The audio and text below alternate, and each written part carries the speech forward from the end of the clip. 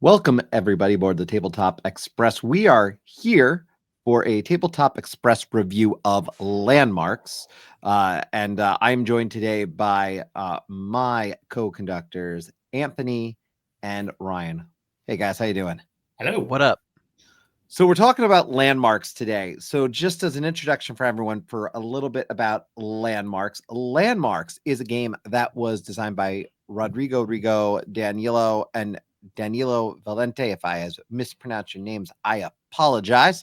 Publisher Floodgate Games. This is a review copy that was provided to us at PAX Unplugged. So let's talk a little bit about this game. First and foremost, in landmarks, we are lost. We have a map, but it's going to give you this vibe that you might sense a little bit of code names going on here because words are going to play a part as we determine how we're going to cross this map. Ultimately, it's a game of hidden paths and clever clues, and this is how it's going to play. You are going to have essentially a clue giver who has a map in front of them that looks a little bit like this. They're going to be guiding the other players across the map, and that map includes a few things: starting locations with specific words that are already starting on the board, traps, curses, water, and an amulet. Now, a few reasons these things exist. One, there's also, by the way, a escape, which is that gray space, which is where you're going to be able to get off the island. Your goal as the clue giver is going to be to help your friends and yourselves get off the island by getting to that escape route. To get there and get off this island, however, and win, you are going to want to collect at least one piece of treasure. If along the way, however, you land upon one of the cursed spaces, you are then also going to have to get the amulet. Important to note as well that in this game, you are going to start with a pile of seven of those little boards that you're going to be writing the words on. And if you ever step into a trap, unfortunately, you are going to lose one of them. Water is going to also refill those up to whatever your max amount is. But keep in mind, if you have stepped in one of those traps, you are going to lose some availability of those. And so, for example, you go down from 7 to 6. Go on another trap, you'd be down to 5 when you refill. So keep that in mind. It would be get a little bit harder. You mean number of tiles, right? Yes, total number of tiles that you would actually have. Now, here's the deal in this one, and I'll bring up another image to reflect this. But in this game, we are starting, as I noted, with a specific amount of words. So, for example, in this one, mountain, truck, and gold were the words that were on the board. Now, what I'm going to do as the clue giver is I'm going to write a word down and I'm going to hand it to my team, and they're going to have to determine where they want to put this. The clues I'm giving are going to need to relate to the words that are already on the board, and they're going to need to determine if this is one that relates to both, say, truck and gold, truck and mountain, mountain and gold, or just one of those. And along the way, we're going to map out and hopefully escape the island with a piece of treasure, keeping in mind, of course, all those things I mentioned about those traps and other things like curses that could happen. Now, as we go through this game, it's going to get harder and harder because you're going to have more difficult challenges in potentially the words and connecting those words, because based on where you guys play these words for me, unfortunately, I can't give you anything other than the core information, which is I am going to reveal that you have found water. I can't tell you if I'm happy with where you went or if I'm not happy. All I can tell you is what was revealed. And that's the core gameplay. Ultimately, it plays probably 15 to 25 minutes at most. And we find ourselves potentially playing another game. If you are someone who is going to enjoy the game, you could easily turn around and play multiple games. So short time play. But yeah, that is the essential game. I will note we are going to talk about the collaborative version. There is, and we may talk about it on a future call aboard, a competitive version. But in the collaborative version, there is an easy and a standard set of these maps. So plenty of variety there in terms of what's offered. But that is the general gameplay in this game. That map that you saw, by the way, is comes with it in the way that you saw it. It's not a board; it is actually a rollout map. It's very nice. Yeah. And so overall, I mean, overall, I'll just start by saying component wise for this, it does everything it needs to do. It's really effective in terms of giving you the the dry erase boards that you need. The everything erases very easily. I mean, I have played this now 7-8 times, and so I've put it through kind of that litmus test that I like to do with this style game. So intrigued what you guys thought about just the initial component and kind of first impression on this one. I mean, I'll just quickly add that the map itself is nice, and it does have two sides. So the shape of what you're dealing with does not change. It's all just aesthetic. So the one side is more decorative with the sort of terrain, and I think the other side is just kind of more blank. Yeah, the other X's, side if you is found it like kind of distracting, you could flip it over. yeah. But other than that, I do like the hex boards. I appreciate that there's plenty of space to write, but that there's also a little bit of art on the corners. If you line it up the right way, it makes more like sort of terrain feel to it. Quality, yeah, seems good. Yeah, the dry erase boards in particular seem to hold up pretty well. There's not a lot of fraying on the pieces too, which is good. Um, so yeah, I think our eraser came off though in our first play. Did it The Yeah. not? eraser is missing at this point. So I will say, yes, the eraser is just gone at this Yeah. point. I mean, I will note this is one of the other dry erase boards, as you can see, where, for example, you can see really clear imagery of what these all mean. What are they? I was supposed to mark it the other way, I believe, but when it comes down to it, you can see what they all mean, whether it's treasure, water, trap, curse, amulet, or exit. And then there's a holding area that you can kind of see above, which is where where those tokens are going to go, or those pieces are going to go. It's But our you're already, lifeline, basically. yeah, that is your lifeline. That is, Yeah. are you going to live or not? So interesting. But again, very easy to use, very clear. So I did want to bring that up. But yes, the eraser's gone. So I will say the dry erase, you pull it from another one if you need. The eraser fell off every time, and I don't know where it is now. I have no clue. It's long gone. But that's not a big deal. no, not a huge deal. Most people are going to probably have that, and you can wipe that down with whatever. It wipes off really easily, even with like a paper towel, which is what I did the last time I played. I will say, yeah. Overall, that's components. Gameplay wise, I have now played this 7-8 times, and so I've played it with you guys, and I'm intrigued what you guys have to say about it. But I want to share a perspective that was my son's perspective, because I think it's really interesting. My son has been itching to play games like Codenames, but don't always particularly play well at 3. It's just not an optimal amount to play. So this was scratching an itch once he played it, and it turned into 3, 4, 5 plays. So I found that really interesting. Again, we didn't get into the competitive mode with this one. We have only played the cooperative, and we kind of teased out. My son and I kind of teased out trying that competitive mode. But in terms of the cooperative, it played very well for us at 3 players, was picked up very easily by my family. And obviously we picked it up pretty quick when we played it, though I was a horrible clue giver with you guys. I was much better my second and third time around.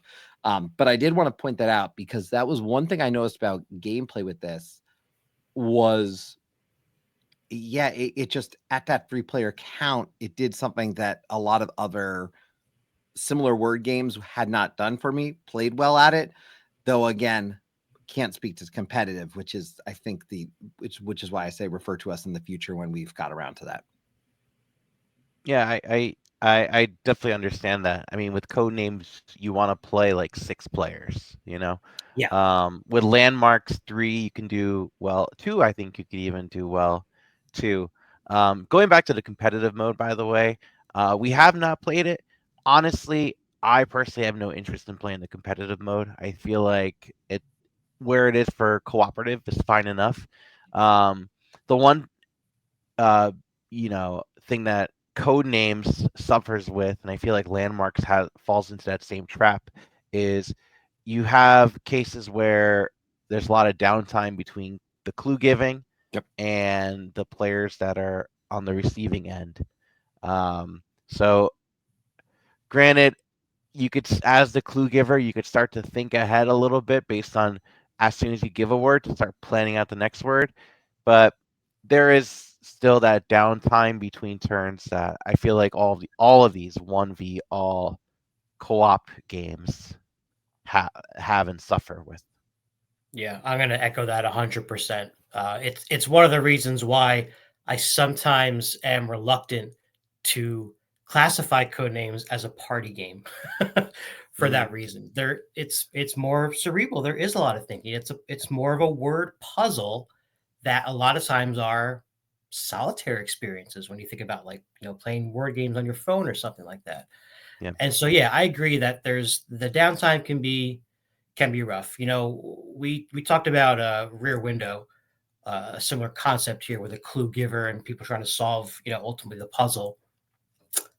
And again, the clue giver cannot really say anything in that game. But to your point, Ryan, you at least have like ammo in your hand in that game to kind of sort of plan your next step. And yeah, you can think all you want, but at some point, I mean, Codenames does come with that timer for a reason. If people are like taking their jolly old time, you just put that sand timer. I need an answer soon. Yeah. Yeah. No, it's true. But the reason why you're thinking about this so much is because you, as the clue giver, can fall into a trap very easily of giving a clue that affects more than one word out there, and you really want to be careful with the word you give, because when you're if you want to bring back the picture of the initial board with the mountain, truck, and gold, like when you're trying to figure out an answer for here, you want to make sure, if you want them to go to the top left, to find a word that matches mountain and truck exactly. But if you give a word just for truck that could relate to gold or mountain, you may be running into a pickle, and you may be making it harder for you as clue giver based on how these tiles were laid out. Because the whole thing is, you want to make sure you get your team to get a gold and get out. I don't think we played to focus on getting both golds ever. I think one was enough. Just get the gold and go.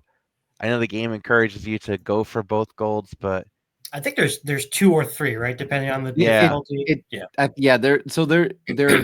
There's a different number of the treasures based on the player count. If you actually go ahead, I'll show you the in particular one. This is standard, so you're going to see, for example, in the standard there's free. In the competitive there is 4. So and so it plays differently in that sense. But I stand with you, by the way, on the gameplay of I like it cooperatively. I was not in a rush to jump to competitive because I felt like it was going to shine more as a co-op game. But yeah, and it is true. You do have to think about that, just because some AP can happen. That is not unique in this particular case, though, in any way. That is going to happen with all this types of game.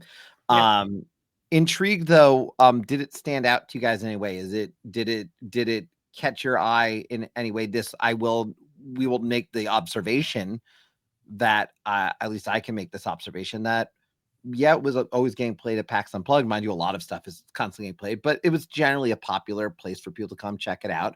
And it was a popular game at PAX Unplugged. So that's important to acknowledge. And it sold out very quickly. So this was certainly a popular piece in December.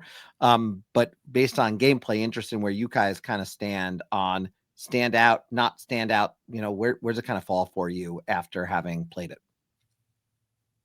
it? It's not stand out enough to me, to be honest. I wouldn't call this, like some people have said, it's the Codenames killer.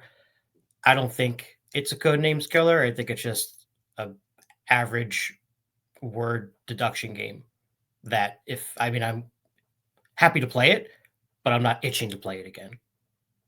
Yeah, I would agree that it's not a Codenames killer at all, but I do agree with the earlier point where, depending on the player count, you may want to play this over actual Codenames, based on, and also the vibe of the group and who you're dealing with. I feel like maybe this would be better in the lower player count setting. I know there's a Codenames duet. Right. I think it's called Codenames Duet or Codenames It's Codenames Duet. It's fine. It's fine, but I think I'd rather play this at a smaller player count, and it definitely builds upon the foundations. Because when Codenames came out, that was I would consider Codenames to be a staple Like that one defined essentially a new genre or reinvigorated a genre. Yeah. And Landmarks builds upon that as like every deck builder builds upon Dominion or something, you know? Like you could see the roots of Codenames in this. So I think it would be, I don't think it's a Codenames killer. I think it's a good companion though. Yeah. I agree. If I kind of fall in between. I think it does some things in an interesting way, but in the long run, it is a companion. It kind of it supplements a world. It builds upon that world that Ryan's talking about, and I really like what it did. I do very much like it at a 3-player count, even at a 2-player count. I felt it plays better than Codenames Duet does, and I've played Codenames Duet, so I like it better at 2-player. I like it better at 3-player, and we're making the Codenames comparison because it's kind of hard not to. Yeah. In all fair, you look at this, you look at the map, it's got that vibe, and it knows it. Not a bad thing. So ultimately, at a larger player count, I'm going to jump up to Codenames. So does it stand out? In the long run, maybe not, but does it stand out at a lower player count for me? It does a little bit, just because I would rather do this at those counts. So that's kind of where I go with it. But ultimately, like we said, this one, which as we noted is a review copy, and we thank Floodgate Games for providing that with us. We've had the chance of also previously covered Decorum from them and a bunch of other games, so we do appreciate that opportunity. But guys, I guess I'll start with you, Ryan. We're going to go into our final thoughts. What are your final thoughts here on Landmarks? You want the number 2? Throw in that number too. Yeah. We want to Out hear of it all. 10, I'm giving this a 7.3. I did enjoy the game. If I don't know what the retail price is, by the way, but I think if this was like $15, maybe $20, I think it's fine. The retail is 24, is 25. Mhm. But I think it's a nice change of pace. I don't, but the thing is, it does nothing that really like wows me and wants to advocate it, other than Mhm. to say it was a good game and I had a good time playing it. And if people want to play it, I will happily play it. But I don't think I'm gonna be like, you got to play Landmarks. So Yeah. 7.3. 100%. I echo everything you just said. For me, it's a 7.0, but for really all the same reasons. Yeah, I'm right between you guys. I'm a 7.2. This was a good game to play, and I would play it, and if you ask me to play it, I'm going to play it. My son has asked me to play it many times, and we continue to do it. I think it's a solid game. It doesn't break any boundaries for me, but overall, it is one that I think is going to scratch a lot of people's itch. And if you do like this type of game, you are probably going to like this, in my opinion, at a smaller playing count, just because it is ripe for that.